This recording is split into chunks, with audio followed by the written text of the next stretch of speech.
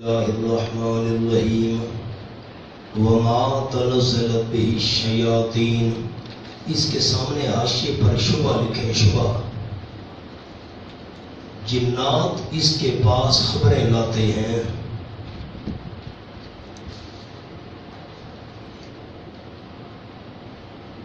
اگلے صفحے پر آئے، پہلی سطر ہے وَالشُّعَرَاءُ يَتَّبِعُهُمُ الْغَاوُونَ۔ یہ دوسرا شبہ ہے، اس کا شاعرانہ کلام متاثر کر دیتا ہے۔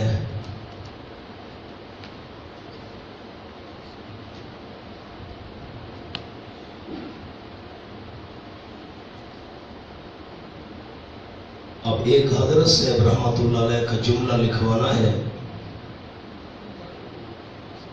شعراء خود گمراہ،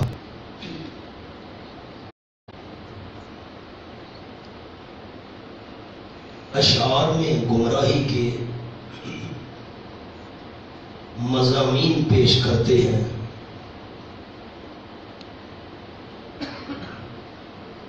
تو گمراہ لوگ ان کی پیروی کرتے ہیں۔ پھر عرض کرتا ہوں، شعراء گمراہ اشعار میں گمراہی کے مضامین پیش کرتے ہیں، تو گمراہ لوگ ان کی پیروی کرتے ہیں۔ از حضرت رحمت اللہ علیہ مولانا حسین علی صاحب۔ نمبر 2،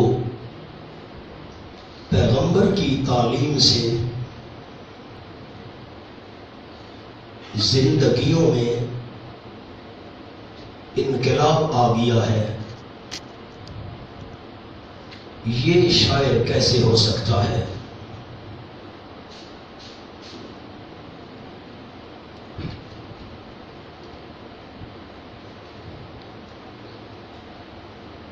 بس ساتھ نقلی دلائل بیان کرنے کے بعد پھر انہو لتنزیل رب العالمین سے اس مضمون کو دہرایا، اور پھر سورت کے آخر میں 2 شبہات کا جواب دیا۔ ایک شبہ یہ ہے کہ جنات اس کے پاس خبریں لاتے ہیں، جواب ما تنزلت کے نیچے بھی لکھا ہوا ہے جواب شبہ، اور یہ متعلق ہے انہو لتنزیل رب العالمین کے ساتھ کہ جنات یہ خبریں نہیں لائے بلکہ یہ تو رب العالمین نے نازل کیا ہے۔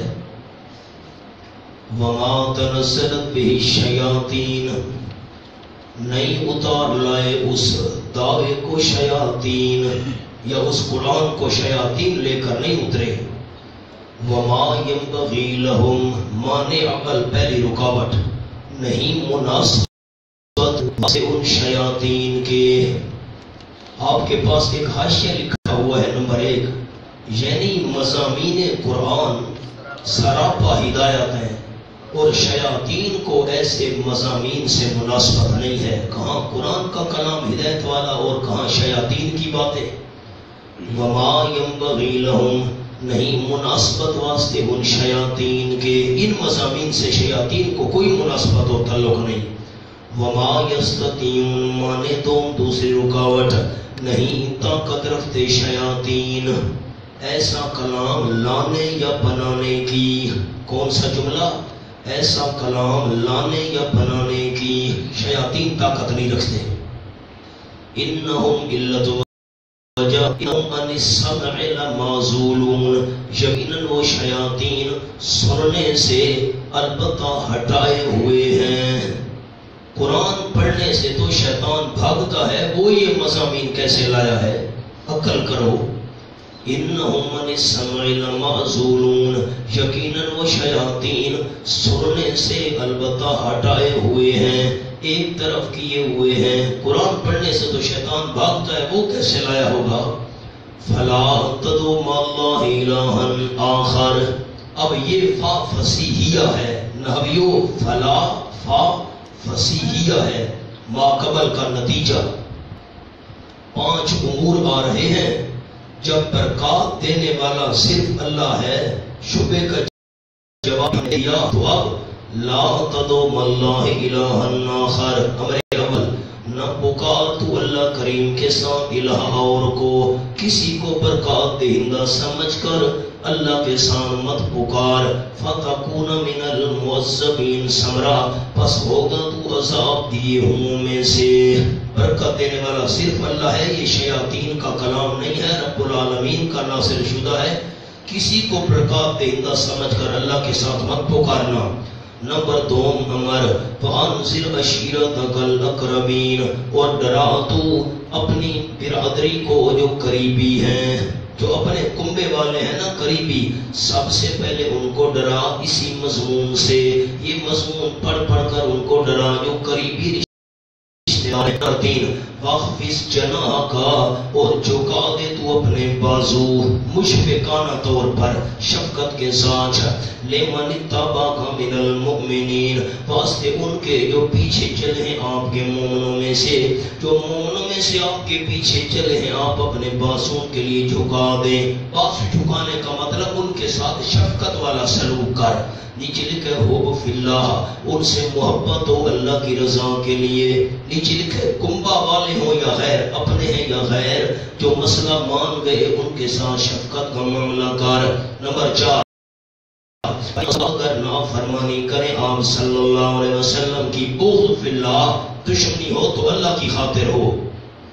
اگر نافرمانی کریں وہ آپ کی فقل، بس فرما دیجئے انی بری مما تعملون، یقیناً میں بیزار ہوں کاموں سے جو تم کر رہے ہو، مما کے نیچے شرکیہ، ان شرکیہ کاموں سے بیزار ہوں جو تم کر رہے ہو۔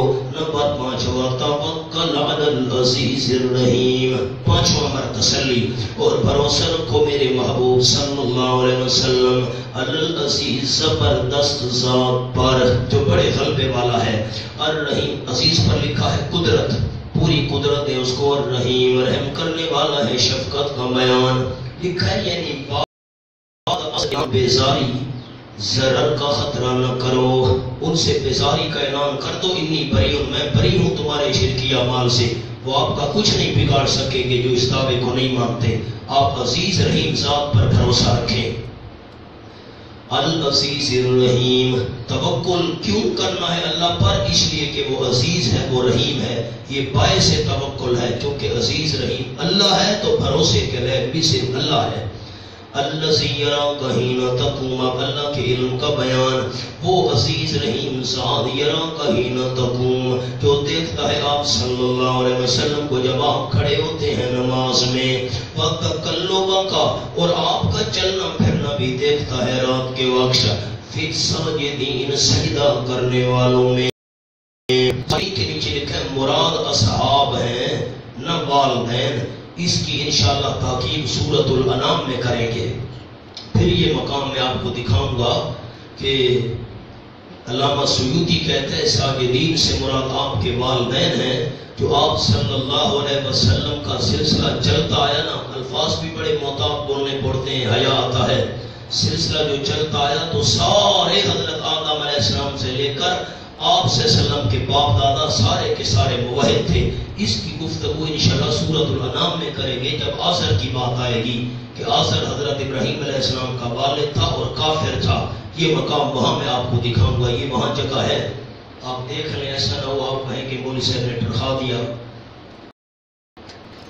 یہ چونکہ بحث وہاں کی ہے نا، اس لیے وہاں یہ مقام آپ کو میں سمجھاؤں گا۔ صفحہ کھولیں 285۔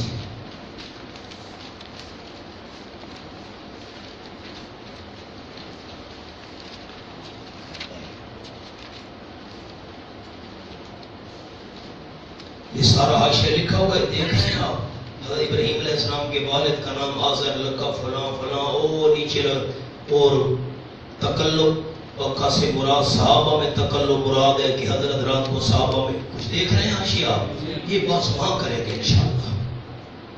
آؤ جی، آپ صلی اللہ علیہ وسلم رات کے وقت صحابہ میں چکر لگاتے تھے، کیسے صحابہ رہے ہیں۔ انہو هو السمیع العلیم. انہو کے نیچے لکھا ہے تعلیلیہ، اس لیے کہ یقیناً اللہ کریم وہی سننے والا ہے تمام کی غیبانہ پکاروں کو، تمام کے حالات جاننے والا ہے. حل انبئکم لکھا ہے جواب شبہ ماضیہ، پیچھے شبہ گزر چکا کہ جنات اس کے پاس خبریں لاتے ہیں، اس کے اوپر لکھ لیں تتمہ جواب، اس جواب کو پورا کر رہے ہیں. تم کہتے ہو جنات خبریں لاتے ہیں، سنو حل انبئکم علی، کیا میں تم کو خبر دوں اس بندے کے متعلق من تنزل الشیاطین کہ اترتے ہیں شیاطین. کس پر اترتے ہیں میں تمہیں اس بندے کے بارے میں بتاؤں.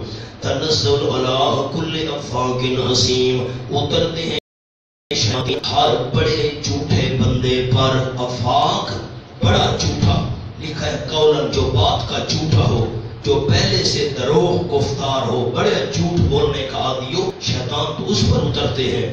عظیم جو بڑا گناہگار ہو، فعلاً عملی طور پر گناہ کرنے والا ہو، عمل کا بد کردار، شیطان تو اس پر اترتے ہیں.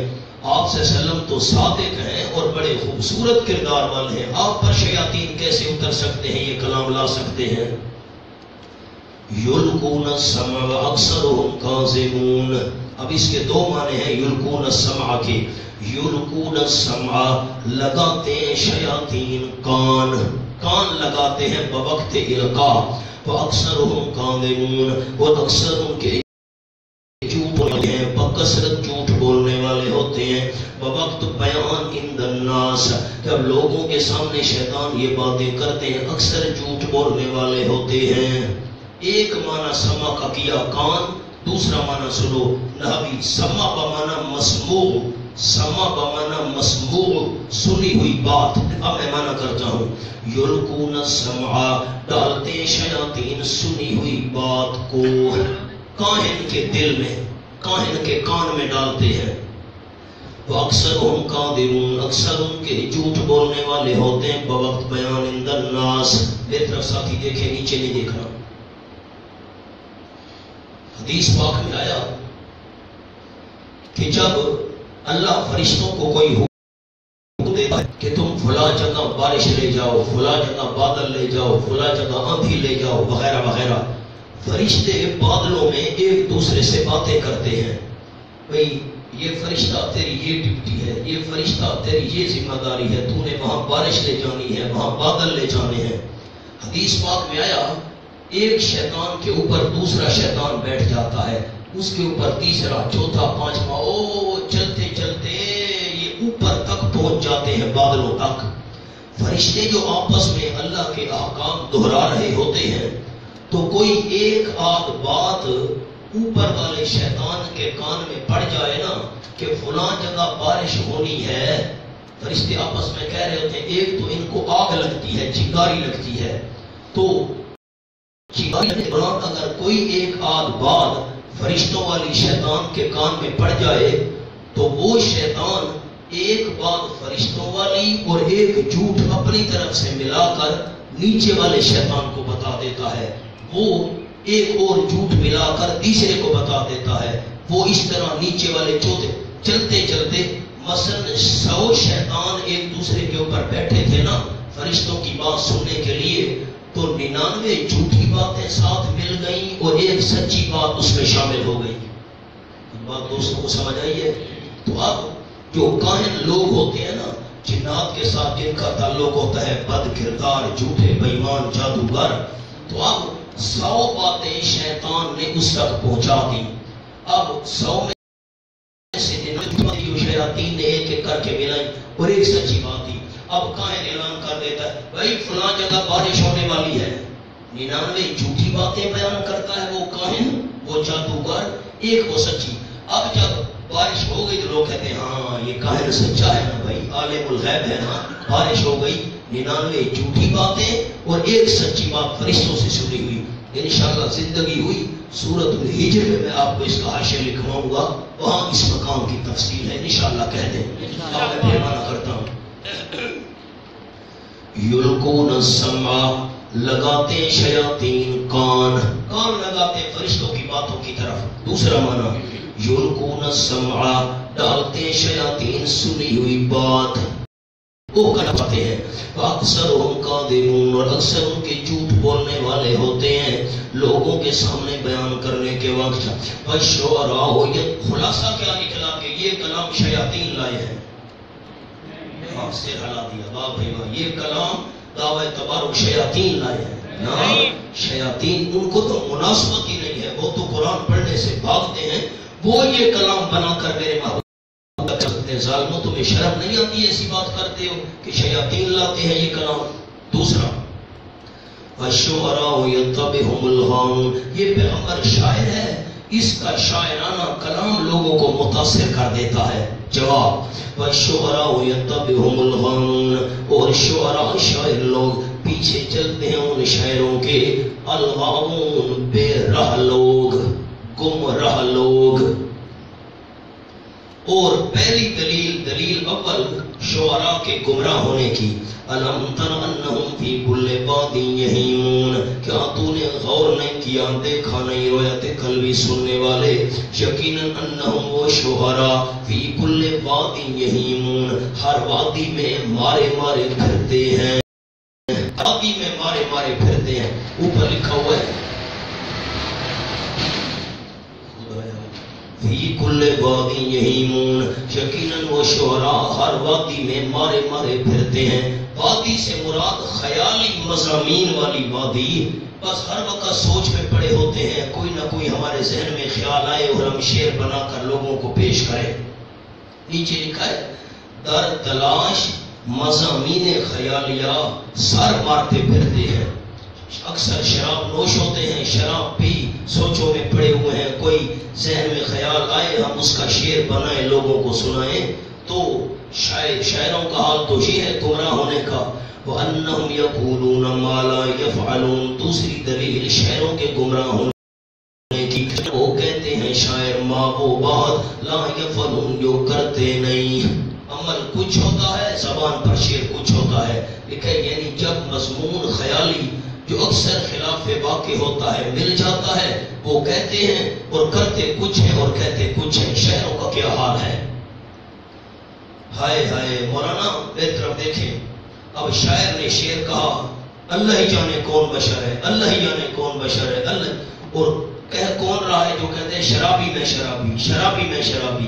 اب اس نے شعر کہا اللہ ہی جانے کون، بھائی اللہ جانتا ہے نبی پاک بشر ہیں کہ نہیں. لوگوں نے عقیدہ بنا دیا.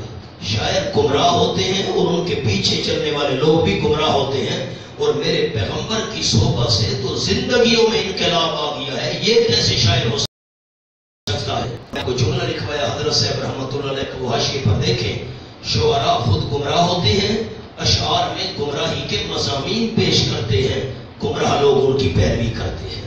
حضرت صاحب رحمۃ اللہ علیہ کا جملہ اب دیکھو، انداز لگاؤ، خیالی مضامین. غالب نے کہا اپنے محبوب کو میری طرف دیکھو، تم سلامت رہو 1000 برس، 1000 سال زندہ رہو، تم سلامت رہو 1000 برس، ہر برس کے دن ہوں 50,000، ہر برس کے دن ہوں 50,000. میں نے کیلکولیٹر پر حساب کیا، کیلکولیٹر جواب دے دیا اربوں کھربوں سال، تو اربوں کھربوں سال زندہ رہو. خیالی باتیں، جھوٹی باتیں. آؤ وَأَنَّهُمْ يَقُولُونَ مَا لَا يَفْعَلُونَ، یقیناً وہ شعراء کہتے ہیں وہ بات جو کرتے نہیں. اللہ سب پر رگڑا پھیر دیا. حضرت حسان بھی تو شاعر تھا، عبداللہ ابن رواحہ رضی اللہ عنہ بھی شاعر. فرمایا نا نا، سب کو رگڑا نہیں دیا. إِلَّا الصَّالِحَاتِ، عمل کیے نیک، نہ اللہ کثیرا، اور ذکر کیا ان شہروں نے اللہ کا بہت زیادہ اپنے اشعار میں. وَانْتَصَرُوا نمبر 4، اور بدلہ لیا مِن بَعْدِ مَا ظُلِمُوا، بعد اس کے کہ وہ ظلم کیے گئے.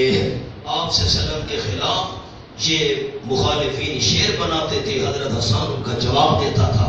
تو یہ 4 صفات والے شعراء ان سے مستثنا ہیں، آیا کرتے ہیں. اور میرا پیغمبر تو سچا ہے، اس سے بڑا اعلیٰ کردار والا کوئی نہیں. اس کے پاس شیاطین کیسے یہ کلام لائے ہیں.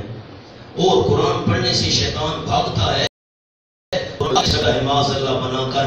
یہ جنات کا کلام نہیں ہے، اللہ کا نازل کرتا ہے، تبارک برکت دینے والا صرف اللہ.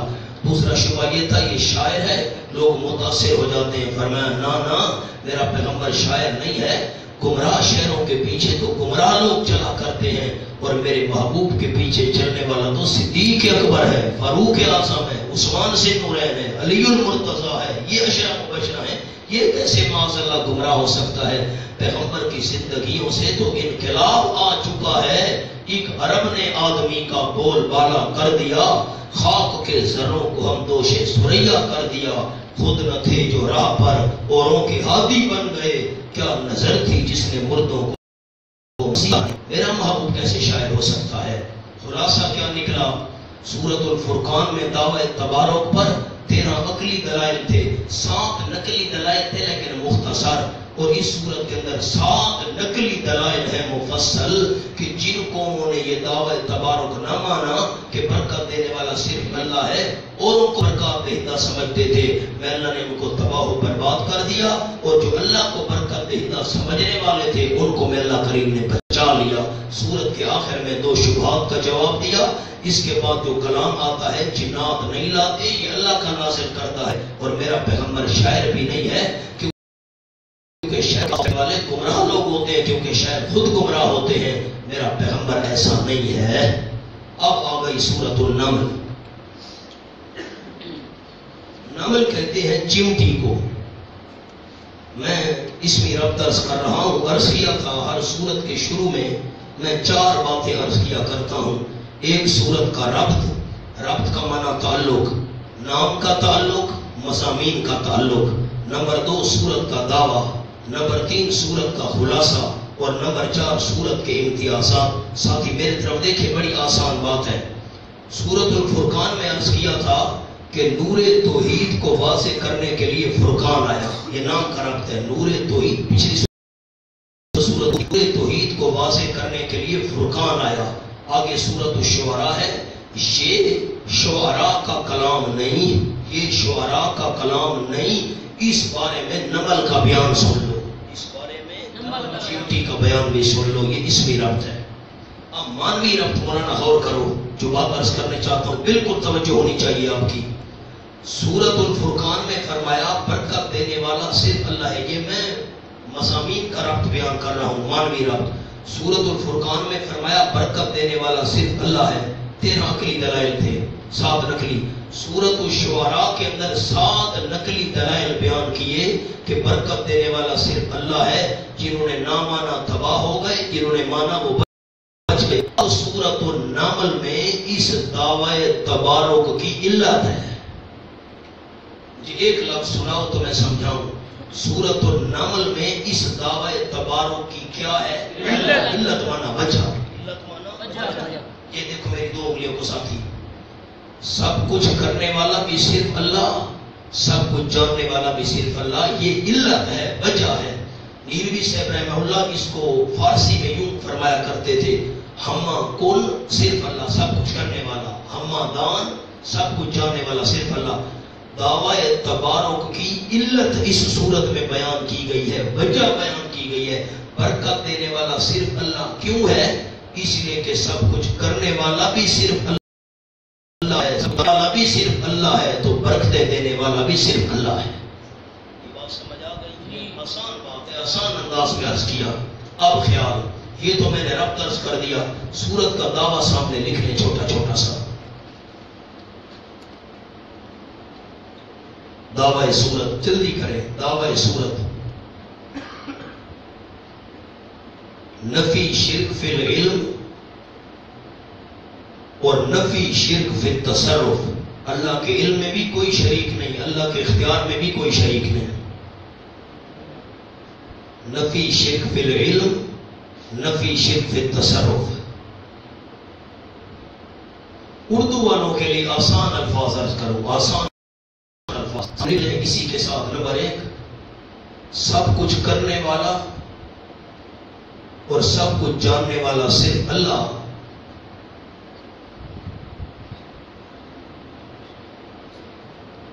تو برکت دینے والا بھی صرف اللہ، سب کچھ کرنے والا اور سب کچھ جاننے والا صرف اللہ، تو برکت دینے والا بھی صرف اللہ۔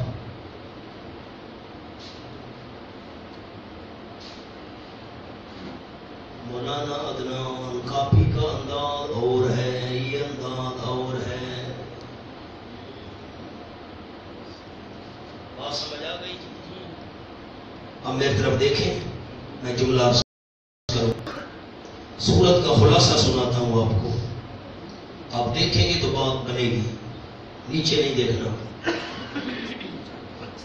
اس سورت میں دو دعوے کیے گئے، سب کچھ کرنے والا بھی صرف اللہ اور سب کچھ جاننے والا بھی صرف اللہ، تو پھر برکت دینے والا بھی صرف اللہ. 4 قصے اس میں بیان کیے گئے ہیں. کتنے؟ اللہ میری طرف دیکھیں، کتنے قصے؟ 4 قصے. حضرت موسیٰ علیہ السلام اور حضرت سلیمان علیہ السلام، یہ 2 قصے بیان کیے گئے ہیں. حضرت موسیٰ علیہ السلام کو یہ پتہ بھی نہیں تھا کہ سانپ مجھے نقصان نہیں دے سکے گا. موسیٰ علیہ السلام کو یہ پتہ نہیں تھا کہ سانپ مجھے نقصان نہیں، ڈر کر بھاگ گئے. معلوم ہوتا ہے موسیٰ علیہ السلام عالم الغیب نہ تھے، سب کچھ جاننے والا تھا. نمبر 2، سلیمان علیہ السلام کو یہ بھی پتہ نہیں تھا حدود کہاں گیا. معلوم ہوتا ہے سلیمان علیہ السلام عالم الغیب نہیں تھے، سب کچھ جاننے والا صرف اللہ ہے. یہ جو 2 قصے ہیں حضرت موسیٰ علیہ السلام کا اور سلیمان علیہ السلام کا، ان کا تعلق ہے اس دعوے کے ساتھ کہ سب کچھ جاننے والا صرف اللہ ہے، اللہ کے علم میں کوئی شریک نہیں. حضرت موسیٰ علیہ السلام کو سانپ کا پتہ نہیں تھا مجھے نقصان نہیں دے سکے گا، اور حضرت سلیمان علیہ السلام کو حدود کا پتہ نہیں تھا حدود کہاں غائب ہو گیا. یہ دونوں عالم الغیب نہ تھے، عالم الغیب صرف اللہ ہے. 2 قصے بیان کیے، ایک صالح علیہ السلام کا اور ایک حضرت لوط علیہ السلام کا. صالح علیہ السلام کا اور لوط علیہ السلام کا. صالح علیہ السلام کی قوم کو صالح علیہ السلام کو ہم نے بچایا، لوط علیہ السلام کی نافرمان قوم کو ہم نے تباہ کیا، لوط علیہ السلام کو ہم نے بچایا. معلوم ہوتا ہے سب کچھ کرنے والا صرف اللہ ہے. جب سب کچھ جاننے والا بھی صرف اللہ، سب کچھ کرنے والا بھی صرف اللہ، تو پھر برکت دینے والا بھی صرف اللہ. یہ بات آسان سمجھ آ گئی؟ اچھا، یہ تو خلاصہ آج کر رہا ہوں. 5 عقلی دلائل آئیں گے اور انداز بڑا عجیب ہوگا. الہم اللہ، الہم اللہ، الہم اللہ. یہ 5 عقلی دلائل آئیں گے، یہ خلاصہ بیان کر رہا ہوں. اس کے علاوہ جو دعوے ہیں کہ سب کچھ کرنے والا اللہ، سب کچھ جاننے والا صرف اللہ، یہ 4 قصے بیان ہوں گے. حضرت موسیٰ علیہ السلام، سلیمان علیہ السلام، حضرت صالح علیہ السلام، حضرت لوط علیہ السلام. پھر ان پر ایک ایک نتیجہ فٹ کیا جائے گا. باقی باتیں صاف صاف عرض کریں گے. اب سورت کے امتیازات عرض کرتا ہوں. ساتھیوں کے ذہن میں ہے امتیازات کس کو کہتے ہیں؟ جو مضامین اس سورت میں ہوں اور اس کے علاوہ پورے قرآن میں اور کہیں نہ ہوں. دیکھو جی، آپ کو نمونہ دکھا دوں. صفحہ 767. وَحُشِرَ لِسُلَيْمَانَ جُنُودُهُ مِنَ الْجِنِّ وَالْإِنسِ حَتَّى إِذَا أَتَوْا عَلَى وَادِ النَّمْلِ. تو یہ چیونٹی کا واقعہ ہے، یہ اس سورت میں ہے، پورے قرآن میں اور کہیں نہیں ہے. اگلا صفحہ، دوسرا امتیاز، صفحہ 768. وَتَفَقَّدَ الطَّيْرَ فَقَالَ مَا لِيَ لَا أَرَى الْهُدْهُدَ. ہدہد کا قصہ ہے، اس سورت میں ہے، پورے قرآن میں اور کہیں نہیں ہے. آگے آؤ مولانا. صفحہ 773، تیسری سطر. وَكَانَ فِي الْمَدِينَةِ تِسْعَةُ رَهْطٍ. شہر میں 9 بدماش آدمی تھے، بڑے فسادی. یہ تذکرہ اس سورت میں ہے، پورے قرآن میں اور کہیں نہیں ہے. آگے آؤ، 20واں پارہ شروع ہو رہا ہے. امن خلق السماوات والارض. نیچے الہم اللہ، الہم اللہ، الہم اللہ. یہ انداز اس صورت میں ہے، پورے قرآن میں اور کہیں نہیں ہے. اگلے صفحے پر آؤ، 776 درمیان. قل لا یعلم من فی السماوات والارض الغیب الا اللہ. یہ انداز اس صورت میں ہے، پورے قرآن میں اور کہیں نہیں ہے. 5 امتیازات میں نے بطور نمونہ آپ کو سنا دیے. اب آؤ سورت شروع کرتا ہوں. آپ سارے مہربانی فرمائیں اور مجھے سورت کا دعویٰ بتا دیں. سورت کا دعویٰ کیا ہے؟ سب کچھ کرنے والا اللہ نہ کہو نا، صرف اللہ. سب کچھ کرنے والا اور سب کچھ جاننے والا صرف. قصے کتنے ہیں اس میں؟ حضرت موسیٰ علیہ السلام کا قصہ، سلیمان علیہ السلام کا قصہ. اس کا تعلق کس دعوے سے ہے کہ سب کچھ جاننے والا صرف اللہ. حضرت موسیٰ علیہ السلام کو یہ بھی پتہ نہیں تھا سانپ مجھے نقصان نہیں دے سکے گا، بھاگ پڑے. اور نمبر 2 سلیمان علیہ السلام کو حدود کا پتہ نہیں تھا، تو یہ عالم الغیب نہ تھے. عالم الغیب سب کچھ جاننے والا صرف اللہ ہے. یہ سن لو، آگے بعد میں بات کریں گے. اور یہ دونوں دعوے، سب کچھ کرنے والا سب کچھ جاننے والا صرف اللہ، یہ اس دعوے تبارک کے لیے علت ہے. علت کا معنی وجہ. کیوں برکت دینے والا صرف اللہ ہے؟ اس لیے کہ سب کچھ کرنے اور جاننے والا صرف اللہ ہے، تو پھر برکت دینے والا بھی صرف اللہ ہے. آؤ کچھ چیزیں آپ کو میں لکھوا دوں. تلک آیات القرآن و کتاب مبین، اس کے اوپر جملہ لکھا ہوا ہے، اشارہ ہے. اس میں کچھ مضامین اگلی کتابوں کے ہوں گے اور کچھ مضمون اس امت کے. اس پر لکیر لگا دو، اس جملے کو کاٹ دو، جملہ میں لکھواتا ہوں آپ کو. اب اس کے سامنے حاشیے پر لکھیں، آیات القرآن سے مراد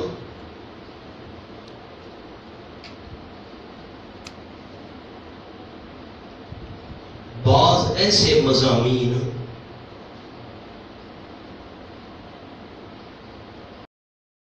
جو نہیں تھے.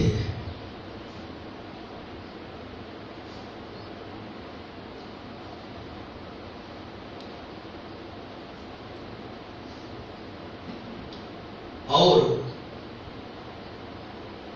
کتاب سے مراد، اسی آیت میں کتاب ہے، کتاب مبین. کتاب سے مراد وہ مضامین جو کتب سابقہ میں تھے. از مولانا حسین علی رحمۃ اللہ علیہ.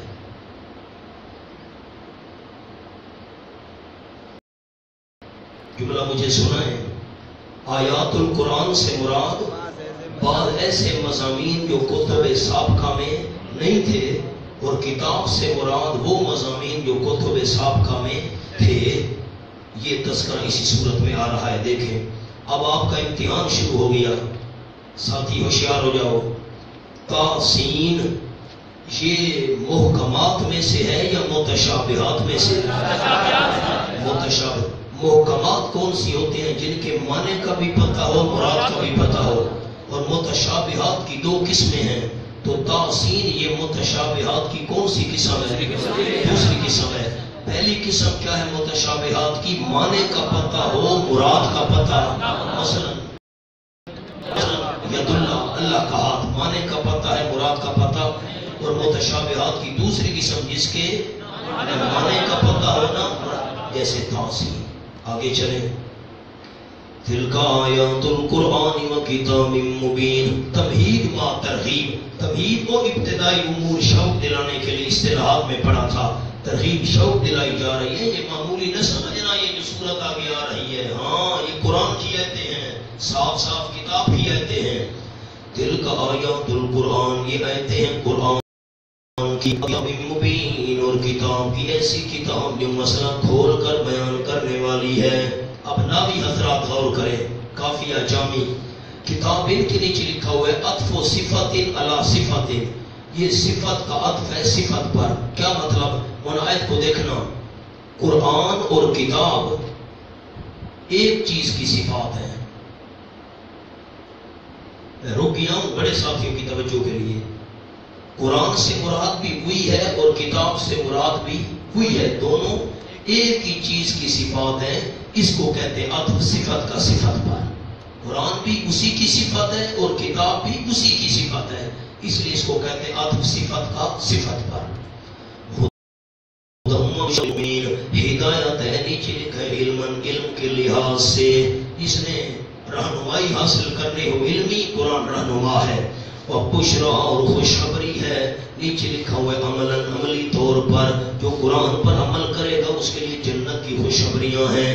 للمؤمنین، نیچے لکھا ہے مستفیدین. اب پہلی دفعہ یہ لفظ آیا ہے، میری طرف دیکھ کر سن لیں. شاگرد 2 قسم ہوتے ہیں. شاگرد 2 قسم. نمبر 1 مستفیدین، فائدہ اٹھانے والے. نمبر 2 محرومین، خالی آئے خالی گئے.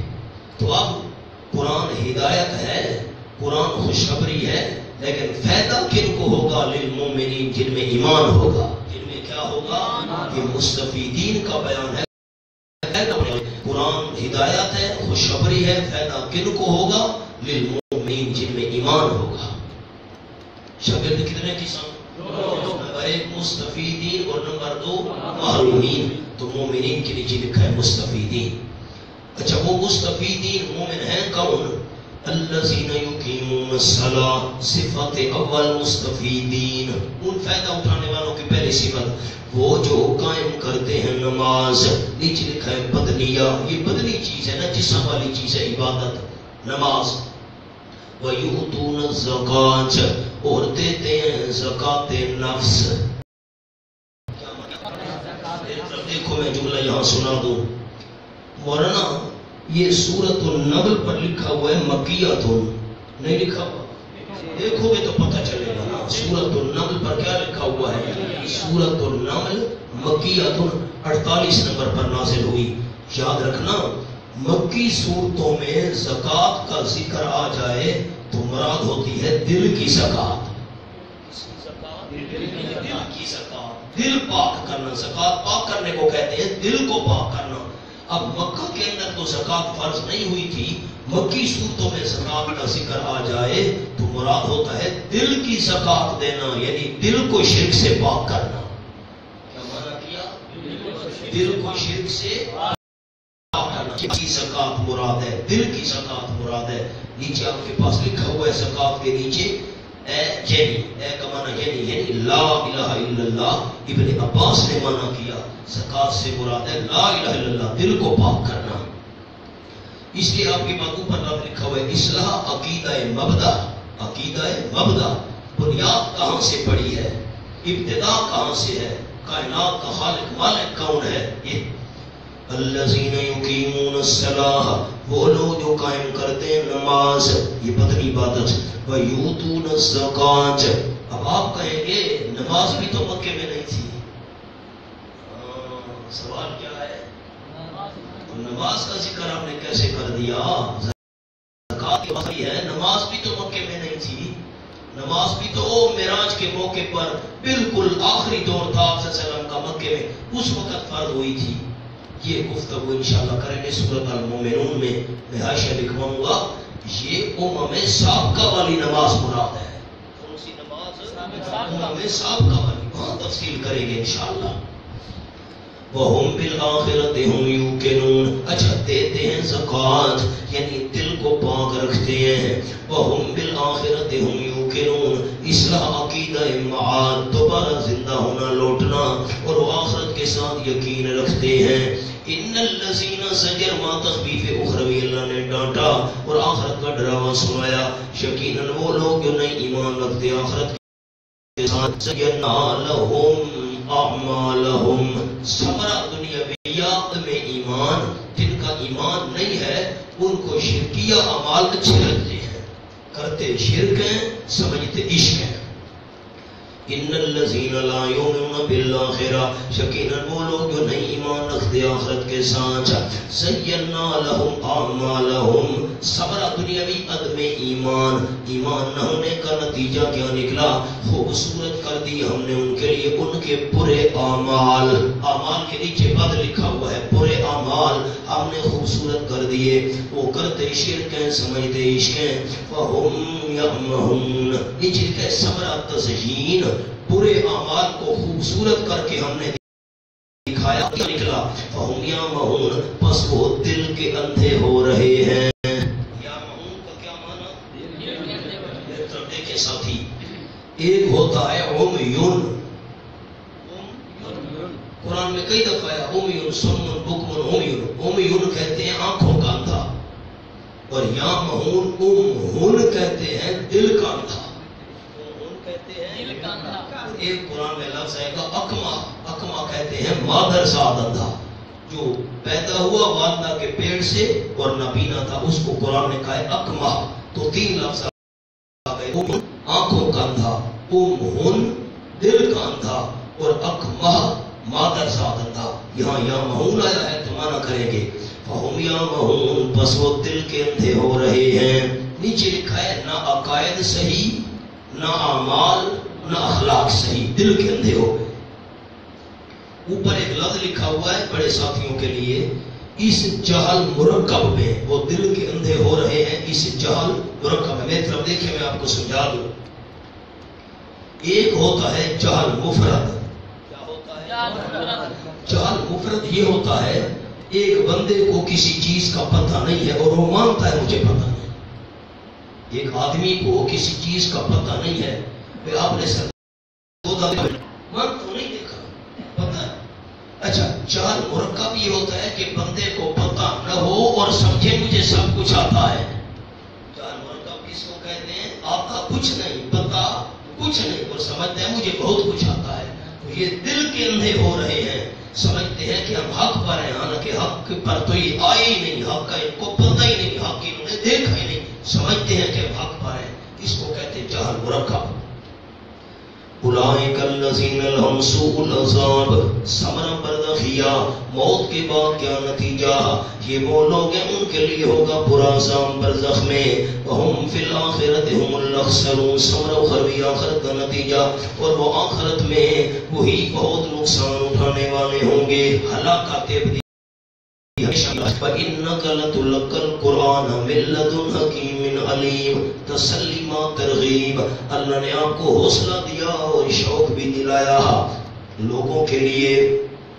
یقیناً آپ صلی اللہ علیہ وسلم لَتُلَقَّى الْقُرْآنَ، البتہ آپ پہنچائے جا رہے ہیں قرآن. قرآن آپ تک پہنچ رہا ہے میرے محبوب.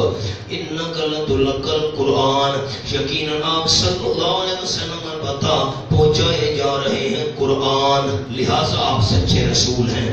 ملت حکیم علیم، کس کی طرف سے؟ حکیم ذات کی طرف سے. نمبر 2، علیم ذات کی طرف سے. آپ تک قرآن پہنچ رہا ہے میرے پیغمبر، مخالف مانے یا نہ مانے آپ تبلیغ کرتے رہے، آپ تک پہنچنا یہ دلیل ہے کہ آپ سچے رسول ہیں. اِذْ قَالَ مُوسَىٰ لِأَهْلِهِ إِنِّي آنَسْتُ نَارًا، قصہ اول نیچے جملہ پڑھے. مقصد یہ ہے کہ عالم الغیب وہی ہے، موسیٰ علیہ السلام نہیں. دو قصے آئیں گے، ایک قصہ موسیٰ علیہ السلام کا. اِذْ قَالَ مُوسَىٰ لِأَهْلِهِ، جب فرمایا حضرت موسیٰ علیہ السلام نے اپنے گھر والوں کو، إِنِّي آنَسْتُ نَارًا، یقیناً میں نے محسوس کی ہے آگ. میری طرف دیکھیں، جملہ عرض کر دو چھوٹا سا. حضرت موسیٰ علیہ السلام نے 10 سال مدین میں بکریاں چلائیں. بکریاں چلانے کے بعد اب شوق پیدا ہوا کہ میں اپنے وطن میں واپس جاؤں. گھر والی کو ساتھ وقت تھا، سفر کر رہے ہیں. موسیٰ علیہ السلام راستہ بھول گئے. میری طرف دیکھنا بیٹا، راستہ بھول گئے. آپ خلاصہ یہ سمجھیں گے تو آگے آیات حل ہوگی. موسیٰ علیہ السلام راستہ بھول گئے، رات کا وقت، اور انشاءاللہ میں سورۃ طٰہٰ میں یہ جملہ آپ کو لکھواؤں گا. موسیٰ علیہ السلام نے رات کا سفر بوجہ غیرت کے کیا تھا. رات کا سفر بوجہ غیرت کہ کسی غیر محرم کی میری گھر والی کے جسم پر نظر نہ پڑے. ہاں کروں گا انشاءاللہ. رات کا وقت تھا، بیوی ساتھ ہے، سفر کر رہے ہیں، راستہ بھول گئے اور بیوی کو درد سے چھوڑا. بچے پیدا ہونے والی تکلیف شروع ہو گئی. اب بڑا مسئلہ بن گیا، نہ راستے کا پتہ ہے، نہ اس وقت کوئی آگ ہے. ایسے وقت میں عورت کو گرمی کی ضرورت ہوتی ہے، موسم بھی سردی کا تھا. تو موسیٰ علیہ السلام نے گھر والی کو کہا تم یہاں بیٹھو، میرے پیچھے نہ آنا، آگے بھی نہیں جانا، تم یہاں بیٹھو، مجھے آگ نظر آ رہی ہے، میں آگ لینے کے لیے چاہتا ہوں. موسیٰ علیہ السلام چلے چلے چلے، جب پہنچے تو ایک درخت کو آگ لگی ہوئی تھی. جیسے جیسے آگ زیادہ روشن ہوتی تھی، درخت زیادہ سبز ہوتا جاتا تھا. بڑے حیران ہو گئے. جب قریب پہنچے تو درخت بھاگ پڑا، پیچھے ہٹے تو درخت ان کی طرف آنے لگ گیا. اب یہ حیران ہو گئے. آواز آئی حضرت موسیٰ علیہ السلام، میں اللہ تجھ سے بات کر رہا ہوں. تو اب موسیٰ علیہ السلام نے آگ دیکھی، وہ آگ نہیں تھی، شکل آگ والی تھی. آگ نہیں تھی، شکل آگ. اب میں ایک لفظ لکھواتا ہوں، آپ نے لکھنا ہے، قلم ہاتھ پہ رکھیں. اس قول موسیٰ علیہ، جب فرمایا موسیٰ علیہ السلام نے اپنے اہل کو، گھر والی کو کہا، انی آنست نارا، یقیناً میں نے محسوس کی ہے آگ. نارن کے اوپر لکھو شکل آگ والی ہے. کیا لفظ لکھنا ہے؟ آگ نہیں تھی، شکل آگ والی تھی. ساتیکم منہا بے خبر، ان قریب میں لے آؤں گا تمہارے پاس، منہا اس میں سے بے خبر. میں چاہوں گا ایک تو ان سے آگ مانگوں گا جنہوں نے یہ آگ جلائی ہوئی ہے. بھئی بیوی کو تکلیف ہے، گرمی کی ضرورت ہے، سخت سردی ہے، کچھ انگارے دے دو تاکہ ہم گرمی حاصل کریں. اور اگر وہ سخت مزاج ہوئے، آگ انہوں نے نہ دی، تو کہوں گا کم از کم ہے کو راستہ تو بتا دو، ہم راستہ بھولے ہوئے ہیں. یہ دونوں باتیں. سآتیکم منہا بے خبر، ان قریب لے آؤں گا میں تمہارے پاس، منہا اس آگ میں سے بے خبر، کوئی خبر. نیچے لکھے ان حال طریق، راستے کے حال کے متعلق. او آتیکم بشہاب، یا لے آؤں گا تمہارے پاس شعلہ، قبسن انگارے کا. انگارہ جو جل رہا ہوتا ہے، سلگ رہا ہوتا ہے. شعلہ لے آؤں گا، قبسن سلگایا ہوا انگارے لے آؤں گا. لعلکم تسکنون، غرض از شہاب. کیوں انگارہ کیوں لے آؤں گا؟ لعلکم تسکنون، تاکہ تم گرمی حاصل کرو. کیونکہ درد ذہ شروع ہو چکا تھا، بچہ پیدا ہونے والا تھا، گرمی کی ضرورت ہوتی ہے. فلما جاء نودی ان بورک من فی النار، پس جب کہ آئے حضرت موسیٰ علیہ السلام آگ کے پاس، نودیا آواز دیے گئے حضرت موسیٰ علیہ السلام من جانب اللہ. کون سی آواز؟ ان تفسیریہ، یہ ندا دیے گئے بورک من فی النار، برکت دیا گیا ہے وہ جو آگ میں ہے. جو آگ میں ہے نا ان کو برکت دی گئی. ملائکہ، وہ آگ نہیں تھی، فرشتوں کا نور تھا. ومن حولہا، اور جو آگ کے آس پاس ہے، یعنی خود موسیٰ علیہ السلام، ان کو بھی برکت دی گئی ہے. مولانا حاشیے پر سامنے جملہ لکھو. ایک تو آپ کے پاس پھر نار کے نیچے ملائکہ لکھا ہوا ہے، سامنے دوسرا بھی لکھ لو. نمبر 2 تجلی. نمبر 3 وہ شخص جو آگ کی طلب میں ہے اور اس کے ارد گرد ملائکہ ہیں.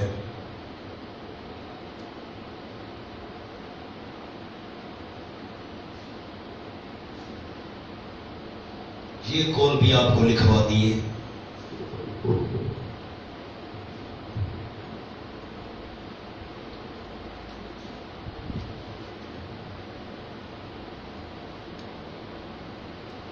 آواز آئی حضرت موسیٰ علیہ السلام کو، بورے کا من فی النار، برکت دیا گیا ہے وہ جو آگ میں ہے، یعنی وہ فرشتے.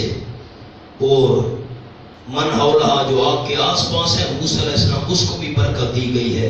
اور میں نے اور لفظ بھی لکھوا دیا، وہ تجلی جو آگ والی ہے.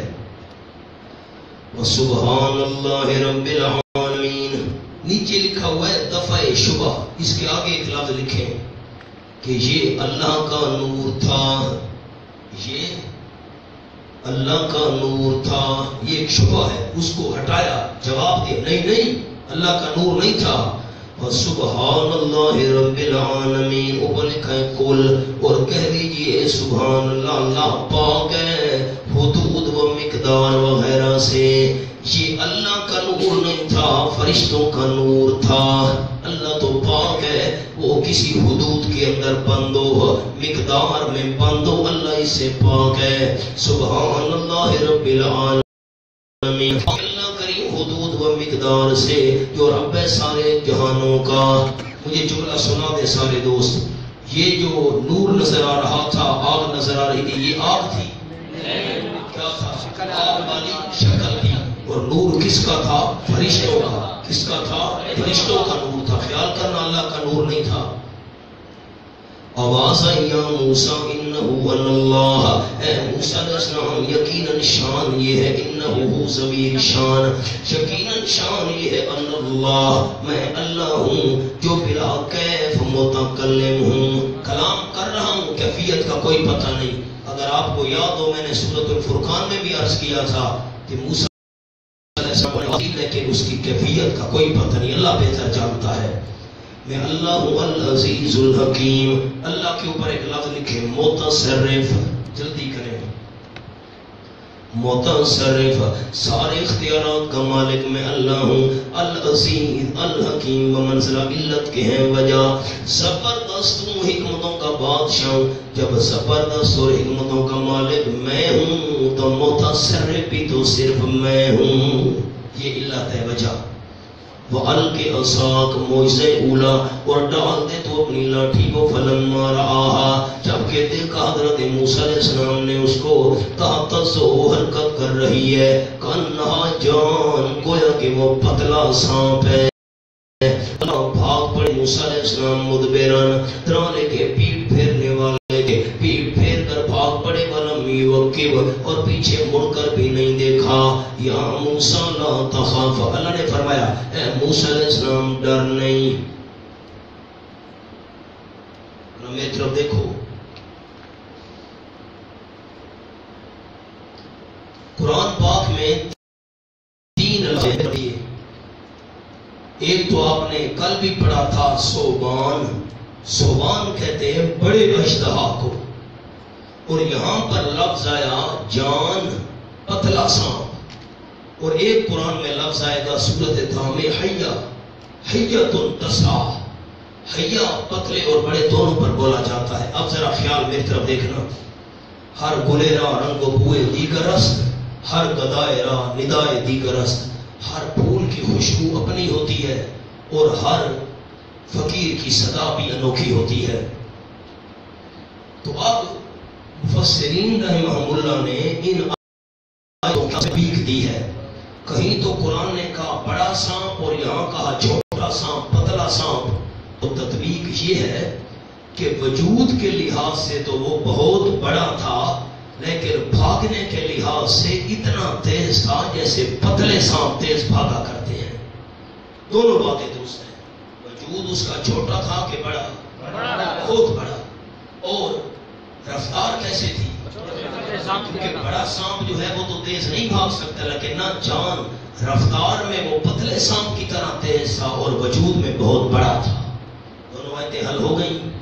اور بات سنو، دوسری تطبیق.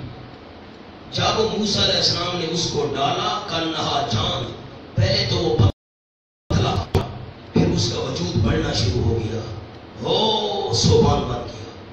تو اب دوسری تطبیق کیا ہے؟ آیتوں کو آپس میں ملا رہے ہیں کہ جان، پتلا سانپ یہ ابتدائی حالات ہے. یہ کیا ہے؟ ابتدا میں پتلا تھا، چھوٹا جب ڈالا. اور صوبان یہ انتہائی حالات ہے. صوبان کیا ہے؟ انتہائی حالات ہے. تیسرا قول سنو، سبحان اللہ. شیخ پنپیر نے فرمایا ہر گلیرا رنگ و بوئے دیگر است، کہ جب اللہ کے دربار کا ذکر ہو، سننا بڑی پیاری بات. اللہ کے دربار، یہ اللہ کا دربار تھا نا، موسیٰ علیہ السلام کھڑے ہیں.